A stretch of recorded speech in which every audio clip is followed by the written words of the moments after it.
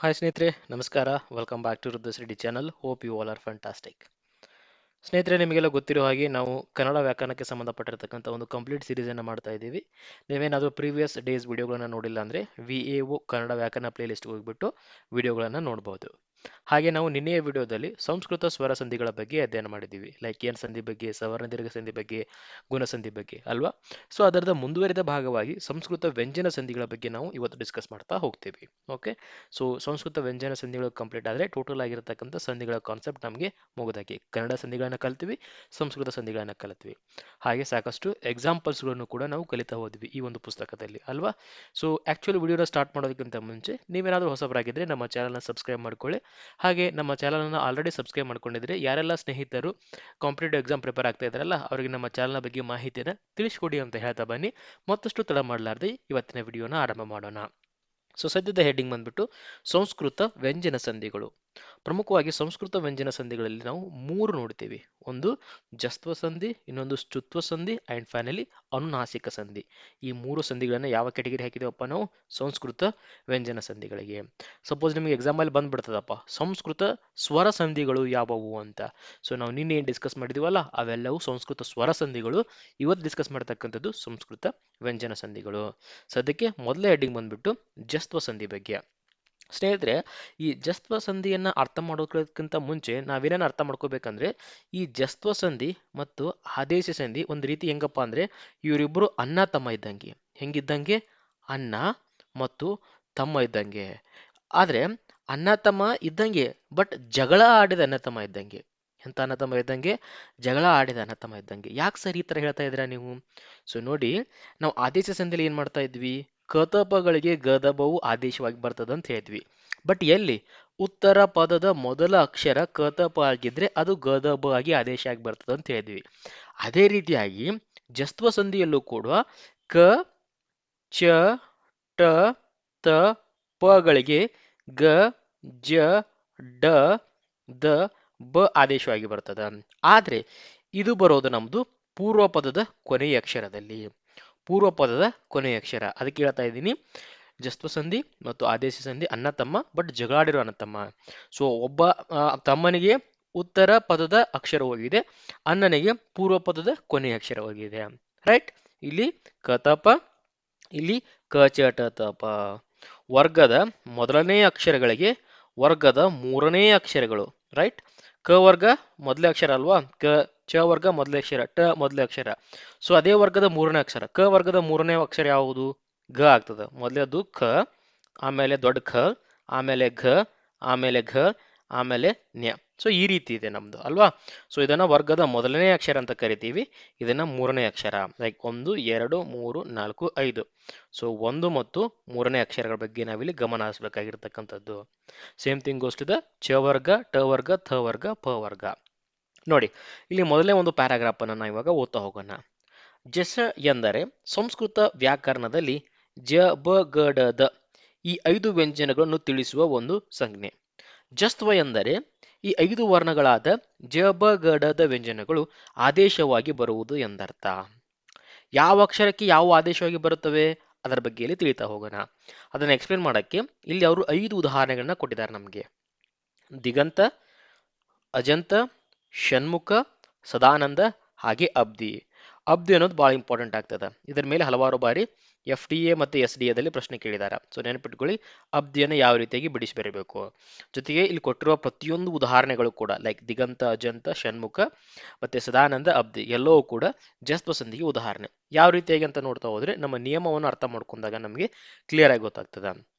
So ನಿಯಮವನ್ನು ಹೇಳೋದಕ್ಕಿಂತ ಮುಂಚೆ ಇಲ್ಲಿ ರೂಲ್ ಅನ್ನ ಡೀಟೇಲ್ ಆಗಿ ಕೊಟ್ಬಿಟ್ಟಿದ್ದಾರೆ, ಓದ್ತಾ ಹೋಗೋಣ. ನೋಡಿ, ಕ, ಚ, ಟ, ತ, ಪಗಳಿಗೆ ಕ್ರಮವಾಗಿ ಗ, ಜ, ಡ, ದ, ಬಗಳು ಆದೇಶವಾಗಿ ಬಂದಿವೆ.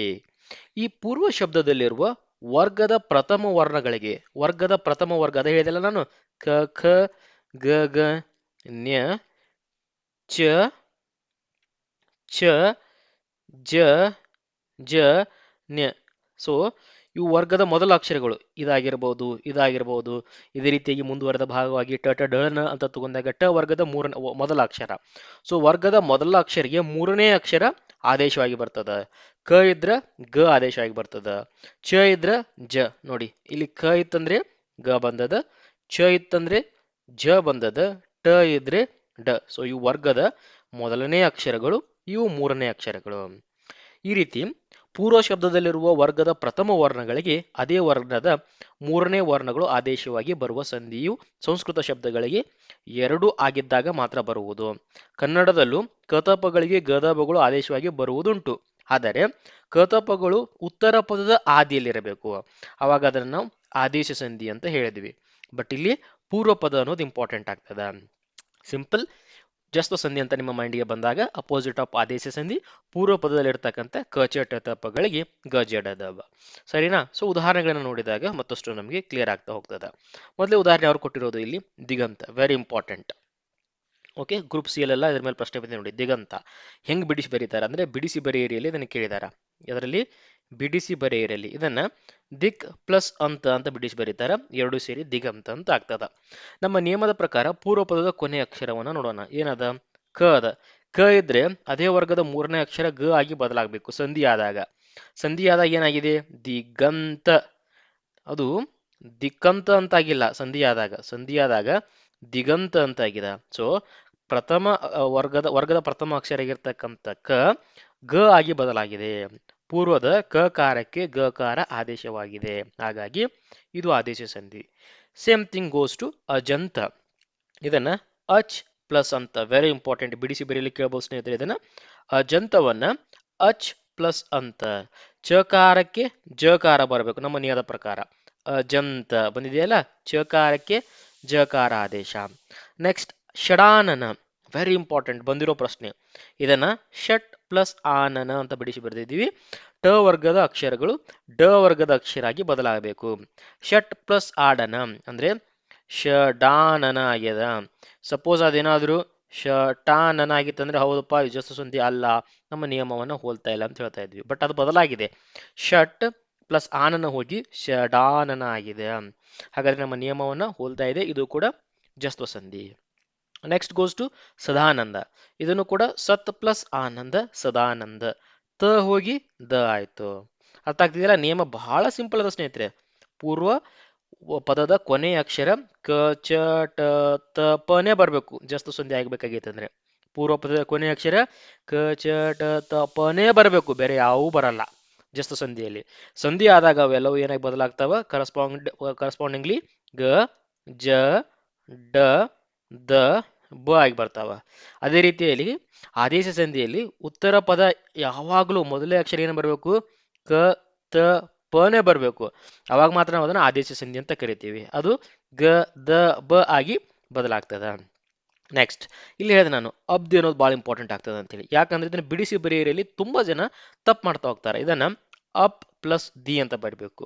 ಏನಂತ ಹೇಳಿ? ಅಪ್ ಪ್ಲಸ್ ದಿ, ಎರಡು ಸೇರಿ ಅಬ್ದಿ, ಎರಡು ಸೇರಿ ಅಬ್ದಿ. ಓಕೆ, ಪೂರ್ವ ಪದದ ಕೊನೆಯ ಅಕ್ಷರ ಏನ್ ಬರ್ತಾ ಇದೆ ನೋಡ್ತಾ ಹೋಗೋಣ. ಪ ಬರ್ತಾ ಇದೆ, ಅಪ್. ಪ ಇರೋದೇನಾಗಿ ಬದಲಾಗಬೇಕು? ಬ ಆಗಿ, ಅಬ್ದಿ. ಬ ಬಂತಲ್ಲ ಇಲ್ಲಿ, ಹಾಗಾದ್ರೆ ಅಬ್ದಿ ಕೂಡ ಏನಾಯ್ತು? ಜಸ್ತು ಸಂಧಿಗೆ ಉದಾಹರಣೆ ಆಯ್ತು ಸ್ನೇಹಿತರೆ. ಅರ್ಥ ಆಗ್ತಿದೆಯಲ್ಲ? ಸಿಂಪಲ್ ಫಾರ್ಮುಲಾ ಅದ. ಜಸ್ಟ್ ನೀವು ಜಾಸ್ತಿ ಪ್ರಶ್ನೆಗಳನ್ನ ಬಿಡಿಸ್ತಾ ಹೋದಾಗ ಜಾಸ್ತಿಯಾಗಿ ನಿಮಗೆ ಕಾನ್ಸೆಪ್ಟ್ಗಳು ಕ್ಲಿಯರ್ ಆಗ್ತಾ ಹೋಗ್ತದ. ಇಲ್ಲಿ ಮತ್ತಷ್ಟು ಉದಾಹರಣೆಗಳನ್ನ ಅವ್ರು ಕೊಡ್ತಾ ಹೋಗ್ತಾರೆ. ವಾಗ್ದೇವಿ, ವಾಕ್ ಪ್ಲಸ್ ದೇವಿ ವಾಗ್ದೇವಿ, ಕಕಾರಕ್ಕೆ ಗಕಾರ ಆದೇಶ. ನೆಕ್ಸ್ಟ್ ವಾಗ್ದಾನ, ವಾಕ್ ಪ್ಲಸ್ ದಾನ ವಾಗ್ದಾನ, ಕಕಾರಕ್ಕೆ ಗಕಾರ ಆದೇಶ, ಅಂದ್ರೆ ಪರವಾಗಿ ಬಂದಿರತಕ್ಕಂಥದ್ದು. ವಾಕ್ ಪ್ಲಸ್ ಅದೀಪ ವಾಗ್ದೀಪ, ಕಕಾರಕ್ಕೆ ಗಕಾರ. ದಿಕ್ ಪ್ಲಸ್ ದೆಸೆ ದಿಗ್ದೆಸೆ. ನೆಕ್ಸ್ಟ್ ದಿಗ್ಗಿಗಂತ, ದಿಕ್ ಪ್ಲಸ್ ದಿಗಂತ ದಿಗ್ದಿಗಂತ. ದಿಗ್ದೇವತೆ, ದಿಕ್ ಪ್ಲಸ್ ದೇವತೆ ದಿಗ್ದೇವತೆ. ಸೊ ಕಕಾರಕ್ಕೆ ಗಕಾರ. ಅಚ್ ಪ್ಲಸ್ ಅಂತ ಅಜಂತ, ಚಕಾರಕ್ಕೆ ಜಕಾರ.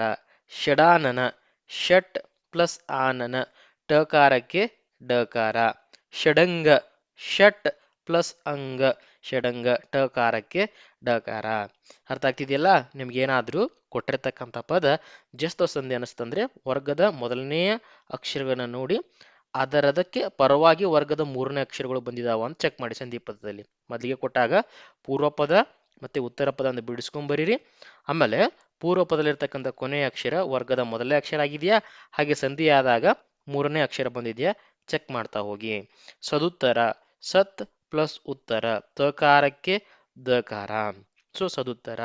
ಇದೇ ರೀತಿ ಅಲ್ಲ, ಸತ್ ಪ್ಲಸ್ ಉತ್ತರ ಅಂತ ಬರೆದಿದ್ದೇವೆ ನಾವು. ತ ಬಂದಿದೆ, ಸಂಧಿ ಆದಾಗ ಸದುತ್ತರ, ಪೂರ್ವ ಪದದಲ್ಲಿರ್ತಕ್ಕಂಥ ಕೊನೆಯ ಅಕ್ಷರ ತ ಹೋಗಿ ದ ಬಂದು ಕುಂತ್ಕೊತ್ತು, ಹಾಗಾದ್ರೆ ಇದು ಜಸ್ತ್ವ ಸಂಧಿ. ಓಕೆ, ಸೊ ತುಂಬಾ ಜನ ಆದೇಶಕ್ಕೂ ಮತ್ತು ಜಸ್ತ್ವ ಸಂಧಿಗೂ ಕನ್ಫ್ಯೂಷನ್ ಅನ್ನ ಮಾಡ್ಕೋತಾರೆ. ಅದ ಅವಶ್ಯಕತೆ ಇಲ್ಲ ಸ್ನೇಹಿತರೆ, ನಾನು ಕ್ಲಿಯರ್ ಆಗಿ ಹೇಳ್ತಾ ಇದ್ದೀನಿ. ಆದೇಶ ಸಂಧಿ ಅಂತ ಬಂದಾಗ ಉತ್ತರ ಪದದ ಬಗ್ಗೆ ಮಾತ್ರ ಗಮನ ಹರಿಸಬೇಕು. ಜಸ್ತ್ವ ಸಂಧಿ ಅಂತ ಬಂದಾಗ ಪೂರ್ವ ಪದದ ಬಗ್ಗೆ ಮಾತ್ರ ಗಮನ ಹರಿಸಬೇಕು.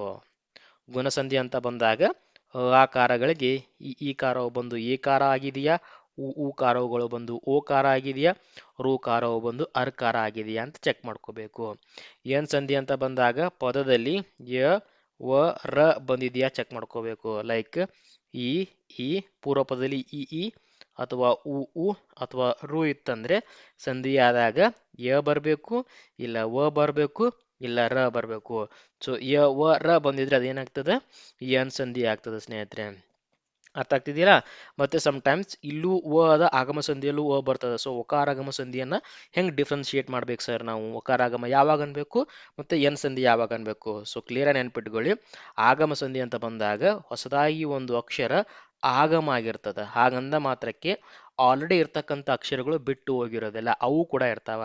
ಸಂಧಿ ಪದದಲ್ಲಿ ಹೊಸದಾಗಿ ಬಂದಿರುವ ಅಕ್ಷರನೂ ಇರ್ತದ, ಹಾಗೆ ಬಿಡಿಸಿ ಬರೆದ ಸಂದರ್ಭದಲ್ಲಿ ಪೂರ್ವ ಪದದಲ್ಲಿ ಇರ್ತಕ್ಕಂಥ ಕೊನೆಯ ಅಕ್ಷರ, ಉತ್ತರ ಪದದ ಮೊದಲ ಅಕ್ಷರಗಳು ಕೂಡ ಆ ಸಂಧಿ ಪದದಲ್ಲಿ ನಮ್ಗೆ ಕಾಣಸಿಗ್ತಾವ. ಅವಾಗ ಅದನ್ನ ಆಗಮ ಸಂಧಿ ಅಂತ ಕರಿತೀವಿ.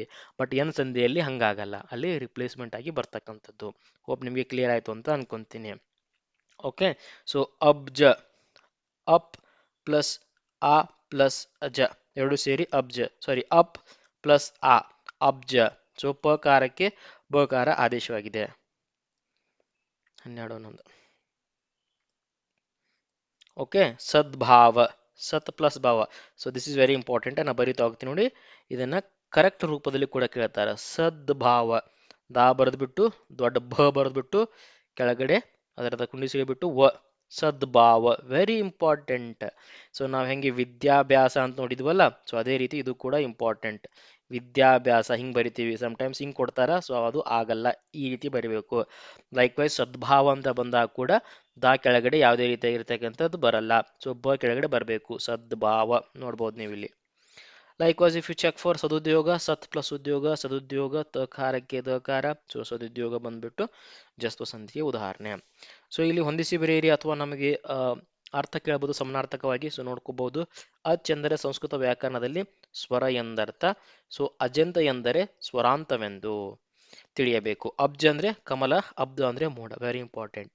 ಅಬ್ಜ ಅಂದ್ರೆ ಕಮಲದ ಹೂವು, ಅಬ್ದ ಅಂದ್ರೆ ಮೋಡ, ಇಂಗ್ಲಿಷ್ನಲ್ಲಿ ಅದಕ್ಕೆ ಕ್ಲೌಡ್. ಓಕೆ, ನೆಕ್ಸ್ಟ್ ಮುಂದೆ ಹೋಗೋಣ ಶ್ಚುತ್ವ ಸಂಧಿ ಬಗ್ಗೆ. ಶ್ಚುತ್ವ ಸಂಧಿ ವೆರಿ ಇಂಪಾರ್ಟೆಂಟ್. ಏನಪ್ಪ ಶ್ಚುತ್ವ? ಶ್ಚುತ್ವ ಸಂಧಿಯನ್ನ ಅರ್ಥ ಮಾಡ್ಕೊಳ್ಳೋಕ್ಕಿಂತ ಮುಂಚೆ, ಶ್ಚು ಎಂದರೆ ಶಕಾರದ ಚ ವರ್ಗಾಕ್ಷರಗಳು. ಲೈಕ್ ಶ, ಚು, ಚ, ಜ, ಜ, ನ್ಯ. ಅಂದ್ರೆ ಈ 6 ಅಕ್ಷರಗಳನ್ನ ನಾವು ಶ್ಚು ಎಂಬ ಸಂಜ್ಞೆಯಿಂದ ಸಂಸ್ಕೃತ ವ್ಯಾಕರಣದಲ್ಲಿ ಕರೀತೇವೆ. ಓಕೆ, ಸೊ ಯಾವಾಗಾದ್ರೂ ಸಂಧಿಯನ್ನ ಕೇಳಿದ ಸಂದರ್ಭದಲ್ಲಿ ನಿಮಗೆ ಅದೇ ಶ್ಚುತ್ವ ಸಂಧಿ ಅನಸ್ತಂದ್ರೆ, ಸೊ ಅದು ಹೆಂಗಿರ್ತದಪ್ಪ ಅಂದ್ರೆ ಜಾಸ್ತಿ ಒತ್ತಕ್ಷರಗಳಿಂದ ಕೂಡ್ಕೊಂಡಿರ್ತದೆ. ಈ ರೀತಿಯಾಗಿ ಅರ್ಥ ಮಾಡ್ಕೋಬೇಕು. ಜಾಸ್ತಿ ಒತ್ತಕ್ಷರಗಳಿಂದ ಕೂಡ್ಕೊಂಡಿರ್ತದೆ ಯಾವುದು? ಶ್ಚುತ್ವ ಸಂಧಿಯಲ್ಲಿ. ಸೊ ಏನೇನು ಬರ್ಬೋದು ಒತ್ತಕ್ಷರಿಯಾಗಿ? ಇಲ್ಲದ ನೋಡಿ ನಿಯಮ, ಕೆಳಗಡೆ ಓದ್ತಾ ಹೋಗ್ತೀನಿ. ಇಲ್ಲದ ನೋಡಿ. ಸಕಾರ ತ ವರ್ಗಾಕ್ಷರಗಳಿಗೆ ಶಕಾರ ಚ ವರ್ಗಾಕ್ಷರಗಳು ಪರವಾದಾಗ ಸಕಾರಕ್ಕೆ ಶಕಾರವು, ತಕಾರಕ್ಕೆ ಚಕಾರವು ಆದೇಶವಾಗಿ ಬರುತ್ತದೆ. ಏನ್ ಸರ್ ಇದು? ಸ ಚ ತ ಫುಲ್ ಕನ್ಫ್ಯೂಷನ್ ಆಗ್ತಿದೆಯಲ್ಲ. ನೋಡಿ, ನಮ್ದು ತ ವರ್ಗದ ಅಕ್ಷರಗಳನ್ನು ನೋಡ್ತಾ ಹೋಗೋಣ. ತ ವರ್ಗದ ಅಕ್ಷರಗಳು ಏನಪ್ಪ? ತ ತ ದ ದ ನ. ಹಾಗೆ ಚ ವರ್ಗದ ಅಕ್ಷರಗಳು ಚ ಚ ಜ ಜ ನ. ಇಲ್ಲಿ ಸ್ಟಾರ್ಟಿಂಗ್ಗೆ ಸ ಮತ್ತೆ ಶ ಸೇರ್ಕೊಂಬಿಡಿ, ಸ ಮತ್ತೆ ಶ ಸೇರ್ಕೊಂಬಿಡಿ. ಇದ್ರ ಮುಂದೆ ತ ವರ್ಗದ ಅಕ್ಷರ, ಇದ್ರ ಮುಂದೆ ಚ ವರ್ಗದ ಅಕ್ಷರ. ಇಲ್ಲಿ ತ ತ ದ ದ ನ, ಇಲ್ಲಿ ಚ ಚ ಜ ಜ ನ. ಇಷ್ಟು ಬರ್ಕೊಂಡ್ಮೇಲೆ ಶ್ಚುತ್ವ ಸಂಧಿ ಆಗ್ಬೇಕಾಗಿತ್ತಂದ್ರೆ ಸ ಇದ್ರೆ ಶ ಆಗಿ ಬದಲಾಗಬೇಕು, ತ ಇದ್ರೆ ಚ ಆಗಿ ಬದಲಾಗಬೇಕು, ಥ ಇದ್ರೆ ಭ ಆಗಿ ದ ಇದ್ರ ಜ ಆಗಿ, ಧ ಇದ್ರ ಜ ಆಗಿ, ನ ಇದ್ರ ನ್ಯ ಆಗಿ. ಸೊ ಹೆಂಗ್ ನೆನ್ಪಿಟ್ಕೋಬೇಕು? ಶುತ್ವ ಸಂಧಿ ಅಂತ ಬಂದಾಗ ಮೊದಲೇದ ಬರೋದು ನಮಗೆ ಕ ಚ ಟ ತ ಪ ಅಂದ್ರೆ ಕ ಕ ಗ ಗ ನ ಚ ಚ ಜ ಜ ನ ಟ ಟ ಡ ಡ ನ ತ ತ ದ ದ ನ. ಸೊ ಇಲ್ಲಿ 4ನೇ ಸಾಲಿನ ಬಗ್ಗೆ ಮಾತಾಡ್ತಾ ಇದ್ದೀವಿ ನಾವಿಲ್ಲಿ. ತ ತ ದ ದ ನ ಅದನ್ನ ಬರ್ಕೋಬೇಕು. ಆಮೇಲೆ 2ನೇ ಸಾಲಿನಿದೆ ಚ ಚ ಜ ಜ ನ ಅದನ್ನ ಬರ್ಕೋಬೇಕು. ಸ್ಟಾರ್ಟಿಂಗ್ ಸ ಮತ್ತೆ ಶ ಬರ್ಕೊಂಡ್ವಿ. ಹಾಗೆ ಯಾವುದಕ್ಕೆ ಯಾವ್ದು ಪರವಾಗಿ ಬರ್ತಾವಂತ ಹಿಂಗೆ ನೋಡ್ತಾ ಹೋಗ್ಬೇಕು ನಾವಿಲ್ಲಿ. ಸೊ ಉದಾಹರಣೆ ನೋಡಿದಾಗ ಮತ್ತಷ್ಟು ಕ್ಲಿಯರ್ ಆಗ್ತದೆ ನಮಗೆ. ಒಂದೇದೇನು ಕೊಟ್ಟಿದಾರ? ಮನಶುದ್ಧಿ ಅಂತ ಕೊಟ್ಟಿದ್ದಾರೆ. ಮನಶುದ್ಧಿ ವೆರಿ ಇಂಪಾರ್ಟೆಂಟ್, ಬಿಡಿಸಿ ಬರೆಯಲು ಕೇಳ್ಬೋದು. ಮ ನ ಶು ಧೀ, ಇದು ಇಂಪಾರ್ಟೆಂಟ್ ನೋಡಿ ಹಿಂಗ್ ಬರ್ಬೇಕಂತ ಹೇಳಿ. ಇದನ್ನ ಹೆಂಗ್ ಬಿಡಿಸಿ ಬರೀತಾರು? ಮನಸ್ ಪ್ಲಸ್ ಶುದ್ಧಿ ಎರಡೂ ಸೇರಿ ಮನಶುದ್ಧಿ. ಪೂರ್ವ ಪದದ ಕೊನೆಯ ಅಕ್ಷರ ಏನದ? ಸ ಅದ. ಸ ಇರೋದು ಏನಾಗಿ ಬದಲಾಗಬೇಕು? ನಮಗೆ ಸುಸ್ತ ಸಂಧಿ ಆಗ್ಬೇಕಾಗಿತ್ತಂದ್ರೆ ನಮ್ಮ ರೂಲ್ ಏನ್ ಹೇಳ್ತದ? ಸ ತ ಥ ದ ದ ನ ಇತ್ತಂದ್ರೆ ಇಲ್ಲಿ ಶ ಬರ್ಕೊಂಡ್ಬಿಟ್ಟು ಇಲ್ಲಿ ಚ ಚ ಜ ಜ ನ್ಯ ಅಂತದ. ಹೌದಾ? ಸೊ ಸ ಇರೋದು ಶ ಆಗಿ ಬದಲಾದ್ರೆ ಅದನ್ನ ನಾವು ಶುತ್ವ ಸಂಧಿ ಅಂತ ಕರಿತೀವಿ. ಸ ಇರೋದು ಶ ಆಗಿ ಬದಲಾಗಿದೆಯಾ? ಎಸ್. ಮನ ಶುದ್ಧಿ, ಮನ ಶುದ್ಧಿ. ಸ ಇರೋದು ಶ ಆಗಿ ಬದಲಾಗಿದೆ. ಹಾಗಾದ್ರೆ ಮನಶುದ್ಧಿ ಅನ್ನೋದು ಅದಕ್ಕೆ ಉದಾಹರಣೆ ಆಯ್ತಪ್ಪ. ಎಸ್, ಇದು ಬಂದ್ಬಿಟ್ಟು ಶುದ್ಧ ಸಂಧಿಗೆ. ನೆಕ್ಸ್ಟ್ ಹೋಗೋಣ ಯಶಶ್ಚಂದ್ರಿಕೆ. ಇದನ್ನ ಯಶಸ್ ಪ್ಲಸ್ ಚಂದ್ರಿಕೆ ಎರಡೂ ಸೇರಿ ಯಶಸ್ ಚಂದ್ರಿಕೆ. ಪೂರ್ವಪದ ಕೊನೆಯ ಅಕ್ಷರ ಸ ಅದ. ಸ ಇದ್ರೆ ಏನಾಗಿ ಬದಲಾಗಬೇಕು? ನಮಗೆ ಶುದ್ಧ ಸಂಧಿಯಲ್ಲಿ ಶ ಆಗಿ ಬದಲಾಗಬೇಕು. ಆಗಿದೆಯಾ? ಯಶಶ್ಚಂದ್ರಿಕೆ. ಸ ಇರೋದು ಶ ಆಗಿ ಬದಲಾಗಿದೆ ನೋಡಿ. ಇಲ್ಲಿ ಸ ಇದೆ, ಬಟ್ ಇಲ್ಲಿ ನಮಗೆ ಷಟ್ಪದಿ ಶ ಬರ್ತಾ ಇದೆ, ಸಾರಿ ಶಂಕದ ಶ ಬರ್ತಾ ಇದೆ. Then we move towards the next one. ಅದಕ್ಕೆ ಇಲ್ಲಿ ಕೊಡ್ತಾರೆ ನೋಡಿ, ಅದನ್ನು ಹೇಳೋಕ್ಕಿಂತ ಮುಂಚೆ ಸಕಾರಕ್ಕೆ ಚಕಾರ ಪರವಾಗಿ, ಸಕಾರಕ್ಕೆ ಶಕಾರ ಆದೇಶ. ಲಸಚಿತ್ರ, ಲಸಚಿತ್ರ, ಲಸತ್ ಪ್ಲಸ್ ಚಿತ್ರ ಹೋಗಿ ಲಸಚಿತ್ರ ಅಂದ್ರೆ ತಕಾರಕ್ಕೆ ಇಲ್ಲಿ ಚಕಾರ ಬರ್ತಾ ಇದೆ. ಹೌದಾ? ಹಾಗಾದ್ರೆ ನಮ್ಮ ನಿಯಮ ಏನಿದೆ? ತಕಾರಕ್ಕೆ ಚಕಾರ. ಎಸ್, ಹಾಗಾದ್ರೆ ಇದು ಕೂಡ ಶುದ್ಧ ಸಂಧಿ. ಸಚಿತ್ರ, ಸತ್ ಪ್ಲಸ್ ಚಿತ್ರ ವೆರಿ ಇಂಪಾರ್ಟೆಂಟ್, ಬಿಡಿಸಿ ಬರೆಯಲು ಕೇಳ್ಬೋದು. ಸತ್ ಪ್ಲಸ್ ಚಿತ್ರ ಸಚಿತ್ರ ಎರಡು ಸೇರಿ ಏನಾಗಿದೆ? ಸಚಿತ್ರ ಆಗ್ಯದ. ಓಕೆ, ಇಲ್ಲಿರೋದೇನು ನಮಗೆ? ತಕಾರ, ಇಲ್ಲಿರೋದು ಚಕಾರ. ತಕಾರ ಇರೋದು ಚಕಾರ ಆದ್ರೆ ಅದನ್ನ ನಾವು ಶುತ್ವ ಸಂಧಿ ಅಂತ ಕರಿತೀವಿ. ಹಾಗಾದ್ರೆ ಸಚಿತ್ರ ಕೂಡ ಶುತ್ವ ಸಂಧಿಗೆ ಉದಾಹರಣೆ ಆಯಿತು. ನೆಕ್ಸ್ಟ್ ಬೃಹತ್ ಛತ್ರ, ಬೃಹತ್ ಪ್ಲಸ್ ಛತ್ರ ತಕಾರಕ್ಕೆ ಚಕಾರ. ಎಸ್, ಇದು ಕೂಡ ಶುದ್ಧ ಸಂಧಿಗೆ ಉದಾಹರಣೆ. ಸೊ ಸಿಂಪಲ್ ಆಗಿ ನೆನ್ಪಿಟ್ಕೊಳ್ಳಿ, ಸ ಬರ್ಕೊಳ್ಳಿ, ಆಮೇಲೆ ಶ ಬರ್ಕೊಳ್ಳಿ, ಇಲ್ಲಿ ತ ವರ್ಗದ ಅಕ್ಷರಗಳು, ಇಲ್ಲಿ ಚ ವರ್ಗದ ಅಕ್ಷರಗಳು, ಇದಕ್ಕೆ ಇದು, ಇದಕ್ಕೆ ಇದು. ಸೊ ಕರೆಸ್ಪಾಂಡಿಂಗ್ಲಿ ಈ ತರ ಆದೇಶವಾಗಿ ಬರ್ತಾವೆ. ಇಷ್ಟು ನೆನ್ಪಿಟ್ರೆ ನಿಮಗೆ ಮುಗಿದೋಯ್ತು. ಸರಿನಾ? ಸೊ ಕಂಪ್ಲೀಟ್ ಅದೇ ನಿಯಮವನ್ನ ಇಲ್ಲಿ ಕೂಡ ಕೊಡ್ತಾ ಹೋಗ್ತಾರ. ನೆಕ್ಸ್ಟ್ ಪಯಶಯನ ಉದಾಹರಣೆ ಕೊಟ್ಟಿದ್ದಾರೆ. ಪಯಸ್ ಪ್ಲಸ್ ಶಯನ ಎರಡು ಸೇರಿ ಪಯಶಯನ. ಸಕಾರಕ್ಕೆ ಶಕಾರ. ಮನಶ್ಚಂಚಲ, ಮನಸ್ ಪ್ಲಸ್ ಚಂಚಲ, ಮನಶ್ಚಂಚಲ. ಸೊ ನೋಡಿ, ಈ ತರ ಒತ್ತಕ್ಷರಗಳು ಬಂದ್ರೆ ಅದು ನಿಮಗೆ ಕ್ಲಿಯರ್ ಆಗಿಬಿಡ್ಲಿ ಏನಂತ ಹೇಳಿ, ಅದು ಶುದ್ಧ ಸಂಧಿ ಅಂತ ಹೇಳ್ಬಿಟ್ಟು. ಎಲ್ಲ ನೋಡಿ, ಎಲ್ಲ ಒತ್ತಕ್ಷರದಿಂದನೇ ಕೊಡ್ಕೊಂಡಿರ್ತಕ್ಕಂಥದ್ದು. ಜಗಜ್ಯೋತಿ, ಜಗತ್ ಪ್ಲಸ್ ಜ್ಯೋತಿ, ಜಗಜ್ಯೋತಿ. ಪೂರ್ವಪದ ಕೊನೆಯ ಅಕ್ಷರ ತ ಬಂದಿರತಕ್ಕಂಥದ್ದು ಜೋ, ತ ಇರೋದು ಜ ಆಗಿ ಬದಲಾದ್ರ ಶುದ್ಧ ಸಂಧಿ. ಅದೇ ರೀತಿಯಾಗಿ ಇವುಗಳನ್ನ ಬಿಡಿಸಿ ಸ್ನೇಹಿತರೆ ನೋಡೋಣ. ಚಲಚಿತ್ರ, ಚಲಚಾಮರ, ಜ್ವಲಜ್ಯೋತಿ, ಬೃಹಜ್ಯೋತಿ, ಮನಃಶಾಂತಿ, ಮನಶ್ಚಪಲ. ಮನಸ್ ಪ್ಲಸ್ ಚಪಲ ಮನಶ್ಚಪಲ, ಮನಸ್ ಪ್ಲಸ್ ಶಾಂತಿ ಮನಃಶಾಂತಿ. ಬೃಹತ್ ಜ್ಯೋತಿ, ಬೃಹತ್ ಪ್ಲಸ್ ಜ್ಯೋತಿ ಬೃಹಜ್ಯೋತಿ. ನೋಡಿ ಇದನ್ನ ಹೆಂಗ್ ಬಿಡಿಸಿ ಬರೆಯೋದಂತ. ಜ ಬರ್ತಾ ಇದೆ, ಒತ್ತಕ್ಷರ ಅಂದ ತಕ್ಷಣ ನಮ್ಗೆ ಗೊತ್ತಾಯ್ತು ಇದು ಶುದ್ಧ ಸಂಧಿನೇ ಆಗ್ತದೆ. ಜಲ ಜರಿಬಹುದು. ನಮ್ಮ ನಿಯಮ ಏನ್ ಹೇಳ್ತದ? ಸ ಶ ತ ತ ದ ದ ನ, ಇಲ್ಲಿ ಚ, ಇಲ್ಲಿ ದೊಡ್ಡ ಚ, ಇಲ್ಲಿ ಬಂದ್ಬಿಟ್ಟು ಜ. ಓಕೆ, ಜ್ಯೋತಿ, ದಕಾರಕ್ಕೆ ಜಕಾರ. ಜ್ವಲದ್ ಪ್ಲಸ್ ಜ್ಯೋತಿ ಜ್ವಲದ್ ಜ್ಯೋತಿ, ಜ್ವಲದ್ ಪ್ಲಸ್ ಜ್ಯೋತಿ ಜ್ವಲದ್ ಜ್ಯೋತಿ, ದಕಾರಕ್ಕೆ ಜಕಾರ. ಸೊ ಇವೆರಡು ನಿಮಗೆ ಹೋಮ್ ವರ್ಕ್. ಅರ್ಥ ಆಗ್ತಿದಿಲ್ಲ? ಜಲದ್ ಜ್ಯೋತಿ ಹೆಂಗೆ, ಜ್ವಲದ್ ಜ್ಯೋತಿ ಹೆಂಗೆ? ಜ್ವಲದ್ ಪ್ಲಸ್ ಜ್ಯೋತಿ. ಸೊ ನಾವು ಕ್ಲಿಯರ್ ಮಾಡ್ಕೊಂಡ್ವಿ, ಅಲ್ಲಿ ಜ ಬಂದಿದೆ ಅಂದ್ರೆ ನಮಗೆ ದನ ಬರಬೇಕು ಬಿಡಿಸಿ ಬರೋಂಥ ಸಂದರ್ಭದಲ್ಲಿ. ಸೊ ಅದಕ್ಕೆ ನಾವು ಜ್ವಲದ್ ಅಂತ ಹಾಕೋಬೇಕು. ಜ್ವಲದ್ ಪ್ಲಸ್ ಜ್ಯೋತಿ ಜ್ವಲದ್ ಜ್ಯೋತಿ. ಮುಂದೆ ಹೋಗೋಣ. ಅನುನಾಸಿಕ ಸಂಧಿ. ಅನುನಾಸಿಕ. ಯಾವ್ಯಾವು ಅನುನಾಸಿಕ ಅಂದ್ರೆ ಮೂಗಿನಿಂದ ಹೇಳ್ತಕ್ಕಂಥ ಅಕ್ಷರಗಳು ಯಾವ್ಯಾವು ಇಲ್ಲಿ ಕಾಣಿಸ್ತಾ ಇದಾವಲ್ಲ, ಈ 5 ನಮಗೆ ಮೂಗಿನ ಸಹಾಯದಿಂದ ಹೇಳ್ತಕ್ಕಂಥ ಅಕ್ಷರಗಳು. ಸೊ ಈ 5 ಅಕ್ಷರಗಳನ್ನ ನಾವೇನಂತ ಕರಿತೀವಿ? ಅನುನಾಸಿಕಗಳಂತ ಕರಿತೀವಿ. ಓಕೆ. ಸೊ ಅದಕ್ಕೆ ಸಂಬಂಧಪಟ್ಟಿರ್ತಕ್ಕಂಥ ಉದಾಹರಣೆಗಳು ವಾಂಗ್ಮಯ, ಷಣ್ಮುಖ, ಸನ್ಮಾನ, ಅಮ್ಮಯ್ಯ.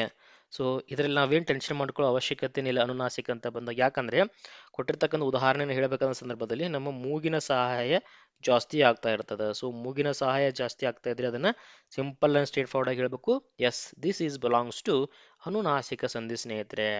ಓಕೆ, ನಿಮಗೆ ನಿಯಮ ಗೊತ್ತಿರಬೇಕಂತೇನಿಲ್ಲ, ಜಸ್ಟ್ ಅದನ್ನ ಪ್ರೊನೌನ್ಸಿಯೇಷನ್ ಮುಖಾಂತರ ನೀವು ಅರ್ಥ ಮಾಡ್ಕೋಬಹುದು. ಸನ್ಮನಿ, ಚಿನ್ಮೂಲ, ಚಿನ್ಮಯ.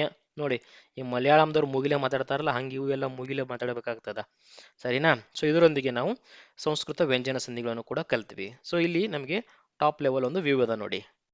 ಸಂಸ್ಕೃತ ಸಂಧಿಗಳು ಅಂತ ನೋಡ್ತಾ ಹೋದಾಗ 2 ಭಾಗ ಮಾಡಿದ್ವಿ ನಾವು. ಯಾವ್ಯಾವುದು? ಒಂದು ಸ್ವರ ಸಂಧಿ, ಇನ್ನೊಂದು ವ್ಯಂಜನ ಸಂಧಿ. ಸ್ವರ ಸಂಧಿಯಲ್ಲಿ ಸವರ್ಣ ದೀರ್ಘ ಸಂಧಿ, ಗುಣ ಸಂಧಿ, ವೃದ್ಧಿ ಸಂಧಿ, ಎನ್ ಸಂಧಿ 4 ಭಾಗ. ಹಾಗೆ ವ್ಯಂಜನ ಸಂಧಿಯಲ್ಲಿ 3 ಭಾಗ: ಜಸ್ತ್ವ, ಶ್ಚುತ್ವ, ಹಾಗೆ ಅನುನಾಸಿಕ. ಹಾಗೆ ನಿಯಮಗಳು ಏನಪ್ಪಾ? ಸವರ್ಣ ದೀರ್ಘ ಸಂಧಿ ಅಂದಾಗ ದೀರ್ಘ ಸ್ವರಗಳು ಬರಬೇಕು. ಲೈಕ್ ಆ ಇದ್ರೆ ಆ, ಅಥವಾ ಆ ಇದ್ರೂ ಕೂಡ ಆ. ಸೊ ಈ ರೀತಿ ದೀರ್ಘ ಸ್ವರಗಳು ಬರಬೇಕು. ಈ, ಉ, ಎ, ರೈಟ್. ಸೊ ಈ ರೀತಿ ದೀರ್ಘ ಸ್ವರಗಳು ಬರಬೇಕಾಗ್ತದೆ ಅಲ್ಲಿ. ನೆಕ್ಸ್ಟ್ ಗುಣಸಂಧಿ ಅಂದ್ರೆ ಎ, ಓ, ಅರ್ ಆದೇಶವಾಗಿ ಬರಬೇಕಲ್ಲಿ. ಏನೇನು ಬರಬೇಕು? ಎ, ಓ, ಅರ್. ಸ್ನೇಹಿತರೆ, ಪ್ರತಿಯೊಂದು ಸಂಧಿಗಳನ್ನು ಗಮನಿಸ್ತಾ ಹೋದಾಗ ಒಂದು ಸಂಧಿಯಲ್ಲಿ ಬರ್ತಕ್ಕಂಥ ಅಕ್ಷರಗಳು ಮತ್ತೊಂದು ಸಂಧಿಯಲ್ಲಿ ಬರೋದೇ ಇಲ್ಲ. ಫಾರ್ ಎಕ್ಸಾಂಪಲ್, ಗುಣಸಂಧಿ ಅಂದಾಗ ಯಾವಾಗಲೂ ನಿಮಗೆ ಎ, ಓ, ಅರ್ನೇ ಬರಬೇಕು.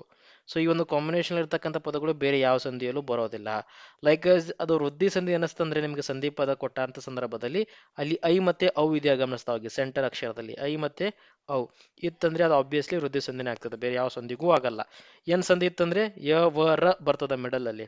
ಅದೇ ರೀತಿಯಾಗಿ ವ್ಯಂಜನ ಸಂಧಿ ಅಂತ ನೋಡ್ತಾ ಹೋದಾಗ ಜಸ್ತ್ವ ಸಂಧಿ, as a said it is opposite of ಆದೇಶ ಸಂಧಿ. ಸೊ ಇದು ಯಾವ ರೀತಿಯಾಗಿ ಅಂದ್ರೆ ಜ, ಬ, ಗ, ಡ ದ ಆದೇಶವಾಗಿ ಬರ್ತದೆ. ಶ್ಚುತ್ತ ಸಂಧಿಯಲ್ಲಿ ಶಕಾರಕ್ಕೆ ಚ ವರ್ಗ ಆದೇಶವಾಗಿ ಬರ್ತದೆ. ರೈಟ್, ನಾನು ಮೊದಲು ಹೇಳಿದ್ನಲ್ಲ, ಸ, ಶ, ಇಲ್ಲಿ ಬಂದ್ಬಿಟ್ಟು ತ, ತ, ದ, ದನ, ಇಲ್ಲಿ ಬಂದ್ಬಿಟ್ಟು ಚ, ಚ, ಜ, ಜನ. ಸೊ ಒಂದಕ್ಕೊಂದು ಮ್ಯಾಚ್ ಮಾಡ್ತಾ ಹೋಗ್ಬೇಕು. ಅನುನಾಸಿಕ ಸಂಧಿಗಳು ಅಂತ ಬಂದಾಗ ಮೂಗಿಲೆ ಮಾತಾಡ್ತಕ್ಕಂಥ ಪ್ರತಿಯೊಂದು ಅಕ್ಷರಗಳು, ಸನ್ಮಾನ, ವಾಂಗ್ಮಯ, ಸೊ ಇವೆಲ್ಲವನ್ನು ಕೂಡ ನಾವೇನಂತ ಹೇಳ್ತೀವಿ? ಅನುನಾಸಿಕ ಸಂಧಿಗಳು ಅಂತ ಕರಿತೀವಿ. ಸೊ ಕೆಲವಷ್ಟು ಪ್ರಶ್ನೆಗಳನ್ನ ಕೊಟ್ಟಿದ್ದಾರೆ, ಸ್ವಲ್ಪ ಹೈ ಲೆವೆಲ್ ಅಲ್ಲಿ ನೋಡ್ತಾ ಹೋಗೋಣ. ಇವೆಲ್ಲವೂ ಸವರ್ಣ ದೀರ್ಘ ಸಂಧಿಗೆ ಉದಾಹರಣೆ ಅಂತ ಹೇಳ್ತಾರೆ ಅವರು. ರಾಮಾಯಣ, ದೇವಾಸುರ, ಅಮರಾರಿ, ಪರಬಲಾಂತಕ, ಭಕ್ಷಾದಿ, ವಧೂಪೇತ, ಹರೀಶ್ವರ, ಯತೀಶ್ವರ, ಮುನೀಶ್ವರ. ಫಾರ್ ಎಕ್ಸಾಂಪಲ್, ವ, ಧು, ಪೇತ. ಸೊ ಇದನ್ನ ಸವರ್ಣ ದೀರ್ಘ ಸಂಧಿ ಅಂತಾರೆ. ಹೆಂಗೆ? ವಧು ಪ್ಲಸ್ ಉಪೇತ. ಓಕೆ, ವಧು ಉಕಾರ, ಉಪೇತ ಉಕಾರ, ವಧೂಪತೆ, ವಧೂಪೇತ. ಅಲ್ಲಿ ಬರೋದು ನಮಗೆ ದೀರ್ಘಾಕ್ಷರ. ಹಾಗಾದ್ರೆ ಅದು ಡೆಫಿನೆಟ್ ಆಗಿ ಏನಾಗ್ತದ? ಎಸ್, ಸವರ್ಣ ದೀರ್ಘ ಸಂಧಿನೇ ಆಗ್ತದ. ಮುನೀಶ್ವರ, ಮುನಿ ಪ್ಲಸ್ ಈಶ್ವರ ಎರಡು ಸೇರಿ ಮುನೀಶ್ವರ, ಮುನಿ ಈ ಪದ. ಈಶ್ವರ, ಸಾರಿ ಈ ಅಕ್ಷರ, ಇಲ್ಲೂ ಕೂಡ ಈ. ಪೂರ್ವ ಪದದ ಕೊನೆಯಲ್ಲೂ ಈ, ಉತ್ತರ ಪದದ ಆರಂಭದಲ್ಲೂ ಈ, ಎರಡು ಸೇರಿ ಬರೋದು ನಮಗೆ ದೀರ್ಘ ಸ್ವರ. ಇದರದೇ ಯಾವುದಾದ್ರೂ ಒಂದು ದೀರ್ಘ. ಇಲ್ಲಿ ಬರೋದು ಮುನೀಶ್ವರ. ನೋಡಿ, ಮುನೀಶ್ವರ, ಈ ನೀ ಒಳಗಡೆ ಡೆಫಿನೆಟ್ ಆಗಿ ನಮ್ಗೆ ಏನು ಸಿಗ್ತದೆ? ಈ ಸಿಗ್ತದೆ. ಅಂದ್ರೆ ದೀರ್ಘ ಸ್ವರ ಬಂದಿದೆಯಾ? ಹಾಗಾದ್ರೆ ಇದು ಕೂಡ ಏನಾಯ್ತು? ಸವರ್ಣ ದೀರ್ಘ ಸಂಧಿಗೆ. ಎಲ್ಲವೂ ಕೂಡ ಹಂಗೆ, ದೇವ ಪ್ಲಸ್ ಅಸುರ, ರೈಟ್, ಹರಿ ಪ್ಲಸ್ ಈಶ್ವರ, ಎಲ್ಲವೂ ಹಂಗೆ ಬರ್ತದೆ. ಯತಿ ಪ್ಲಸ್ ಈಶ್ವರ, ರೈಟ್. ಅದೇ ರೀತಿಯಾಗಿ ಇಲ್ಲಿ ಕೊಡ್ತಕ್ಕಂಥ ಉದಾಹರಣೆಗಳೆಲ್ಲ ಗುಣಸಂಧಿ ಅಂತಾರೆ ಅವರು. ದೇವೇಂದ್ರ, ಸುರೇಶ, ಮಹೇಶ, ಲೋಕೇಶ, ದೇವೇಶ, ಸೂರ್ಯೋದಯ, ಚಂದ್ರೋದಯ. ಲೈಕ್ ಸೂರ್ಯ ಪ್ಲಸ್ ಉದಯ, ಸೂರ್ಯೋದಯ. ಚಂದ್ರ ಪ್ಲಸ್ ಉದಯ ಎರಡೂ ಸೇರಿಸಿ ಚಂದ್ರೋದಯ. ಇದು ಹೆಂಗೆ ಗುಣಸಂಧಿ ಆಗ್ತದ? ನಮ್ಮ ನಿಯಮ ಏನ್ ಹೇಳ್ತದ? ಆಕಾರಗಳಿಗೆ ಊಕಾರಗಳು ಬಂದಾಗ ಓಕಾರವಾದರೆ ಅದು ಗುಣಸಂಧಿ. ಓಕಾರ ಬರ್ತಾ ಇದೆಯಾ? ಚಂದ್ರೋದಯ. ದ್ರೋದಲ್ಲಿ ಡೆಫಿನೆಟ್ ಆಗಿ ಏನು ಸಿಗ್ತದೆ ನಿಮಗೆ? ಓ ಸಿಗ್ತದೆ. ಹಾಗಾದ್ರೆ ಇದು ಗುಣಸಂಧಿಗೆ ಉದಾಹರಣೆ. ಭಾಗ್ಯೋದಯ, ದೇವೋನ್ಮಾದ. ಸೊ ಇವೆಲ್ಲ ದೇವರ್ಷಿ, ಮಹರ್ಷಿ, ವಸಂತಋತು, ರಾಜರ್ಷಿ, ಭೋಗೋನ್ಮಾದ. ಸೊ ಇವೆಲ್ಲವೂ ಗುಣಸಂಧಿಗೆ ಉದಾಹರಣೆ ಆಗ್ತವೆ ಸ್ನೇಹಿತರೆ ಇಲ್ಲಿ. ರೈಟ್, ಮಹಾ ಪ್ಲಸ್ ಈಶ, ಲೋಕ ಪ್ಲಸ್ ಈಶ, ದೇವ ಪ್ಲಸ್ ಇಂದ್ರ, ಭಾಗ್ಯ ಪ್ಲಸ್ ಉದಯ. ನೆಕ್ಸ್ಟ್ ಜಸ್ತ್ವಸ್. ಇಲ್ಲಿ ನೋಡಿ, ಲೋಕೈಕ ವೀರ, ಅತ್ಯಂತ, ಗತ್ಯಂತರ, ಮನ್ವಂತರ, ಏಕೈಕ, ದಿಗಂತ, ಸದಾನಂದ, ಸನ್ಮಾನ. ಈ ಶಬ್ದಗಳಲ್ಲಿ ವೃದ್ಧಿ ಯಾವುದು, ಎನ್ ಯಾವುದು, ಜಸ್ತವ್ ಯಾವುದು, ಅನುನಾಸಿಕ ಯಾವುದು ಅಂತ ನಾವು ಗುರುತಿಸ್ಬೇಕು. ಓಕೆ, ಸೊ ಈ ರೀತಿ ಪ್ರಶ್ನೆಗಳು ಎಕ್ಸಾಮಲ್ಲಿ ಬಂತಂದ್ರೆ ಇಲ್ಲೇನದ ಲೋಕೈಕ ವೀರ, ನಮ್ಗೇನು ಕಾಣಿಸ್ತಾ ಇದೆ ಇಲ್ಲಿ? ಐ ಕಾಣಿಸ್ತಾ ಇದೆ. ಐ ಕಾಣಿಸ್ತಂದ್ರೆ ಯಾವಾಗಲೂ ಏನಿರ್ಬೇಕಂತ ಹೇಳಿದೆ ನಾನು? ವೃದ್ಧಿ ಸಂಧಿ. ಐ ಮತ್ತೆ ಅವು ಕಂಡು ಬಂದ್ರೆ ಯಾವಾಗಲೂ ಅದು ವೃದ್ಧಿ ಸಂಧಿನೇ ಆಗಿರ್ತದೆ. ನೀವು ಬಿಡಿಸಿ ಕೂಡ ನೋಡ್ಬೋದು. ಲೋಕ ಪ್ಲಸ್ ಏಕವೀರ, ಆಕಾರಗಳಿಗೆ ಈ ಏಕಾರಗಳು ಪರವಾದಾಗ ಆಕಾರಗಳಿಗೆ ಈ ಐಕಾರಗಳು ಪರವಾದಾಗ ಐಕಾರ ಅಥವಾ ಔಕಾರಗಳು ಪರವಾದಾಗ ಔಕಾರ ಅಂತ ನೋಡಿದ್ದೇವೆ ವೃದ್ಧಿ ಸಂಧಿಯಲ್ಲಿ. ಇಲ್ಲಿ ಆಕಾರಗಳಿಗೆ ಈ ಐ ಅಂತ ಬಂದಾಗ ಐ ಬರ್ತಾ ಇದೆ, ಲೋಕೈಕ ವೀರ. ಹಾಗಾದ್ರೆ ಇದು ವೃದ್ಧಿ ಸಂಧಿ. ಅತ್ಯಂತ, ಅತಿ ಪ್ಲಸ್ ಅಂತ, ಪೂರ್ವ ಪದದಲ್ಲಿ ಈ ಈ ಉ ಉ ರು ಬಂದ್ರೆ ಇಲ್ಲಿ ಯಾವಾಗಲೂ ಯ ವ ರ ಬರಬೇಕು. ಸೊ ಹಿಂಗಿದ್ರೆ ಅದನ್ನ ನಾವು ಎನ್ ಸಂಧಿ ಅಂತೀವಿ. ಇಲ್ಲಿ ಅತ್ ಇ ಹೋಗಿ ಇ ಆಗಿದೆಯಾ, ಅತ್ಯಂತ ಇ ಬಂದಿದೆ. ಹಾಗಾದ್ರೆ ಅತ್ಯಂತ ಅನ್ನೋದೇನಾಗ್ತದೆ? ಎನ್ ಸಂಧಿ. ಸಿಮಿಲರ್ಲಿ ಗತ್ಯಂತರ, ಗತಿ ಪ್ಲಸ್ ಅಂತರ, ಗತಿ ಈಕಾರ ಸಂಧಿಯಾದಾಗ ಗತ್ಯಂತರ ಈಕಾರ. ಹಾಗಾದ್ರೆ ಇದು ಕೂಡ ಎನ್ ಸಂಧಿ. ಮನ್ವಂತರ, ಮನು ಪ್ಲಸ್ ಅಂತರ, ಮನು ಊಕಾರ ಸಂಧಿಯಾದಾಗ ಬಂದದ ಮನ್ವಂತರ. ಹಾಗಾದ್ರೆ ಏನಾಗ್ತದೆ? ಇದು ಊಕಾರ ಇದ್ದದ್ದು ಹೋಗಿ ಅಕಾರ ಆಗಿದೆ, ಸಾರಿ ಓಕಾರ ಆಗಿದೆ. ಸೊ ಯಾವ ಸಂಧಿ ಆಗ್ತದೆ? ಮನ್ವಂತರ. ವೃದ್ಧಿ ಸಂಧಿನ, ಎನ್ ಸಂಧಿನ, ಜಸ್ತ ಸಂಧಿನ? ಜಸ್ತ ಸಂಧಿ ಅಂದಾಗ ಕ ಚ ಟ ತಪ್ಪ ಬರ್ಬೇಕಂತ ಹೇಳಿದ್ವಿ, ಹಾಗಾದ್ರೆ ಅದಾಗಲ್ಲ. ನೆಕ್ಸ್ಟ್ ವೃದ್ಧಿ ಸಂಧಿ ಆದಾಗ ಐ ಓ ಬರ್ಬೇಕಂತ ಹೇಳಿದ್ವಿ, ಅದು ಆಗಲ್ಲ. ಉಳಿದ್ರದ್ದು ಯಾವುದು? ಎನ್ ಸಂಧಿ. ಎನ್ ಸಂಧಿಯ ರೂಲ್ ಏನ್ ಹೇಳ್ತದ? ಪೂರ್ವ ಪದದ ಕೊನೆಯಲ್ಲಿ ಈ ಉ ರು ಇರಬೇಕು. ಇತ್ತಂದ್ರೆ ಇಲ್ಲಿ ಯ ಬರ್ತದ, ಇಲ್ಲಿ ವ ಬರ್ತದ, ಇಲ್ಲಿ ರ ಬರ್ತದ. ಎಸ್, ಹಾಗಾದ್ರೆ ನಮ್ದು ಯಾವ್ದು ಮ್ಯಾಚ್ ಆಗ್ತಾ ಇದೆ? ಊಕಾರಕ್ಕೆ ಓಕಾರ, ಮನು, ಮನು ಪ್ಲಸ್ ಅಂತರ, ಮನು ಊಕಾರ ಹೋಗಿ ಮನ್ವಂತರ ಓಕಾರ ಬಂದಿದೆ. ಹಾಗಾದ್ರೆ ಇದು ಎನ್ ಸಂಧಿಗೆ ಉದಾಹರಣೆ. ನೆಕ್ಸ್ಟ್ ಏಕೈಕ, ಐ ಬರ್ತಾ ಇದೆ ಅಂದ್ರೆ ವೃದ್ಧಿ ಸಂಧಿ. ದಿಗಂತ, ದಿಕ್ ಪ್ಲಸ್ ಅಂತ ಹೋಗಿ ದಿಗಂತ ಆಗ್ಯದ. ಕಕಾರಕ್ಕೆ ಗಕಾರ ಅಂದ್ರೆ ಪೂರ್ವ ಪದದ ಕೊನೆಯಲ್ಲಿರ್ತಕ್ಕಂಥ ಕಚಟ ತಪ್ಪಗಳಿಗೆ ಗಜಡ ದಬು ಆದೇಶವಾಗಿ ಬಂದ್ರೆ ಅದನ್ನ ಜಸ್ತ್ವ ಅಂತ ಕರಿತೀವಿ. ಸದಾನಂದ, ಸತ್ ಪ್ಲಸ್ ಆನಂದ, ತಕಾರಕ್ಕೆ ದಕಾರ, ಅಗೇನ್ ಇದು ಜಸ್ತ್ವ ಸಂಧಿ. ಸನ್ಮಾನ, ಮೂಗಿಲಿ ಹೇಳ್ತೀವಿ, ಮೂಗಿಲಿ ಹೇಳಿದ್ರೆ ಅದೇನಾಗ್ತದೆ? ಅನುನಾಸಿಕ ಸಂಧಿ. ಅರ್ಥ ಆಗ್ತಿದಿಲ್ಲ? ಕಂಪ್ಲೀಟ್ ಆಗಿ ಗೊತ್ತಾಯ್ತು ನಿಮಗೆ. ನೆಕ್ಸ್ಟ್ ಇಲ್ಲೊಂದು ಬಿಟ್ಟ ಸ್ಥಳ ನೋಡಿ. ಸವರ್ಣ ಸ್ವರಗಳು ಒಂದರ ಮುಂದೆ ಒಂದು ಬಂದಾಗ ಅವೆರಡರ ಸ್ಥಾನದಲ್ಲಿ ಅದೇ ಒಂದು ಸ್ವರವು ದೀರ್ಘ ಸ್ವರ ಆಗಿ ಬಂದ್ರೆ, ಅದರೊಳಗಡೆ ಇರ್ತಕ್ಕಂಥದ್ದೇ ದೀರ್ಘ ಸ್ವರ ಆಗಿ ಬಂದ್ರೆ ಅದನ್ನ ನಾವು ಏನಂತ ಕರಿತೀವಿ? ಸವರ್ಣ ದೀರ್ಘ ಸಂಧಿ ಅಂತ ಕರಿತೀವಿ. ಗುಣಸಂಧಿಯಲ್ಲಿ ಆಕಾರಗಳಿಗೆ ಈ ಕಾರಗಳು ಪರವಾದರೆ ಓಕಾರ, ಆಕಾರಗಳಿಗೆ ಈ ಕಾರಗಳು ಪರವಾದರೆ ಸಾರಿ ಏಕಾರ, ಹಾಗೆ ಡ್ಯಾಶ್ ಕರುಗಳು ಪರವಾದರೆ ಓ ಆಕಾರ. ಲೈಕ್ ಆಕಾರಕ್ಕೆ ಈ, ಇಲ್ಲಿ ಊ ಕಾರಗಳು ಪರವಾದರೆ ಓಕಾರ, ಋಕಾರವು ಪರವಾದರೆ ಅರಕಾರ. ಸೊ ಇದು ಗುಣಸಂಧಿ ನಿಯಮ ಆಗಿರ್ತದೆ. ಅದೇ ರೀತಿಯಾಗಿ ಆಕಾರಗಳಿಗೆ ಈ ಐಕಾರವು ಪರವಾದರೆ ಐಕಾರ ಆದೇಶವಾಗಿ ಬರೋದಕ್ಕೆ ನಾವು ವೃದ್ಧಿ ಸಂಧಿ ಅಂತ ಕರಿತೀವಿ, ವೃದ್ಧಿ ಸಂಧಿ. ಸರಿನಾ? ನೆಕ್ಸ್ಟ್ ಮತ್ತೇನು ಕೊಟ್ಟಿದ್ದಾರೆ ಇಲ್ಲಿ? ಇದು ತಿಳಿತು. ಇಲ್ಲಿ ಆಕಾರಗಳಿಗೆ ಔಕಾರಗಳು ಪರವಾಗಿ ಔಕಾರವೇನು ಬಂದರೆ ಅದು ಏನಾಗ್ತದ? ಔಕಾರಗಳು ಪರವಾಗಿ ಅವು ಬಂದ್ರೆ ಅದು ಕೂಡ ವೃದ್ಧಿ ಸಂಧಿನೇ ಆಗ್ತದ ಅಲ್ವಾ? ಸೊ ನೆಕ್ಸ್ಟ್ ಕೆಲವು ಸಂಧಿಗಳನ್ನ ಬಿಡಿಸಿ ಬರೆದಿದೆ, ಅದನ್ನು ಕೂಡಿಸಿ ಬರೆದು ಮುಂದೆ ಆವರಣದಲ್ಲಿ ಕೊಟ್ಟಿರುವ ಒಂದು ಸರಿ ಉತ್ತರನ್ನು ಗುರುತಿಸಬೇಕಂತೆ. ಓಕೆ, ಸೊ ಇಲ್ಲಿ ಅತಿ ಪ್ಲಸ್ ಆಸೆ, ಅತ್ಯಾಸೆ ಅಂತ ಆಗ್ತದ ಅಲ್ವಾ? ಅತ್ಯಾಸೆ. ಯ ಬರ್ತಾ ಇದೆ, ಯ ಬರ್ತಾ ಇದೆ ಅಂದ್ರೆ ಏನಾಗ್ಬೇಕು? ಅದು ಜಸ್ತ್ವನ, ಎನ್ನ ಅಥವಾ ಸವರ ಸಿಗದೆ. ಅತ್ಯಾಸೆ, ಅತಿ ಈ ಹೋಗಿ ಎ ಆದ್ರೆ ಅದು ಯಾವಾಗಲೂ ಏನಾಗಿರ್ತದೆ ಅಂತ ಓದಿದ್ವಿ ನಾವು? ಎನ್ ಸಂಧಿ. ಹಾಗಾದ್ರೆ ಇದು ಎನ್ ಸಂಧಿಗೆ ಉದಾಹರಣೆ. ಸತ್ಯರ್ಥ, ಸತ್ಯಾರ್ಥ, ಸತ್ಯ ಪ್ಲಸ್ ಅರ್ಥ, ಸತ್ಯಾರ್ಥ. ಓಕೆ, ಇದೇನಾಗ್ಬಹುದು? ಸತ್ಯ ಪ್ಲಸ್ ಅರ್ಥ, ಸತ್ಯಾರ್ಥ. ಓಕೆ, ಸತ್ಯ ಆ ಎರಡು ಕೂಡಿ ಸತ್ಯಾರ್ಥ. ಹಾಗಾದ್ರೆ ಇದು ಸವರ್ಣ ದೀರ್ಘ ಸಂಧಿ ಉದಾಹರಣೆಗೆ. ಚಿತ್ ಪ್ಲಸ್ ಆನಂದ, ಚಿದಾನಂದ, ತಕಾರಕ್ಕೆ ದಕಾರ, ತಕಾರಕ್ಕೆ ದಕಾರ, ಜಸ್ತ್ವ ಸಂಧಿ. ಅರ್ಥ ಆಗ್ತಿದೆಯಲ್ಲ? ಸೊ ಈ ರೀತಿಯಾಗಿ ನಾವು ಎಕ್ಸಾಮ್ ಅಲ್ಲಿ ಕೊಟ್ಟಾಗ ಬಿಡಿಸ್ತಾ ಬರಬೇಕು ಸ್ನೇಹಿತರೆ. ಸೊ ಇದರೊಂದಿಗೆ ನಮ್ದು ಕಂಪ್ಲೀಟ್ ಸಂಧಿಗಳ ಕಾನ್ಸೆಪ್ಟ್ ಕಂಪ್ಲೀಟ್ ಆಯ್ತು ಸ್ನೇಹಿತರೆ. ಸೊ ಇದರದ ಮುಂದುವರೆದ ಭಾಗವಾಗಿ ಏನನ್ನ ಕಲಿತಾ ಹೋಗ್ತೀವಿ ನಮ್ಮ ನೆಕ್ಸ್ಟ್ ವಿಡಿಯೋದಲ್ಲಿ? Let me scroll down. Yes, ಮುಂದಿನ ವಿಡಿಯೋದಲ್ಲಿ ನಾವು ದೇಶೀಯ ಪದಗಳು, ಅನ್ಯ ದೇಶೀಯ ಪದಗಳು ಹಾಗೆ ತತ್ಸಮ ತದ್ಭವಗಳ ಪ್ರಕರಣ ಬಗ್ಗೆ ನೋಡ್ತಾ ಹೋಗ್ತೀವಿ. ಓಕೆ, ದೇಶೀಯ ಪದಗಳು ಯಾವ್ಯಾವು ಎಕ್ಸಾಮ್ ದೃಷ್ಟಿಯಿಂದ ಇಲ್ಲಿ ಕೊಟ್ಟಿರ್ತಕ್ಕಂಥ ಲಿಸ್ಟ್ ಅನ್ನ ಕಂಪ್ಲೀಟ್ ಆಗಿ ಒಂದು ಟ್ರಿಕ್ನ ಮುಖಾಂತರವಾಗಿ ನಾವು ನೆನ್ಪಿಡ್ತಾ ಹೋಗೋಣ. ರೈಟ್, ಯಾವೆಲ್ಲವು ಅಚ್ಚ ಕನ್ನಡದ ಪದಗಳು. So thank you so much for watching till the end, and bye for ನಾವ್.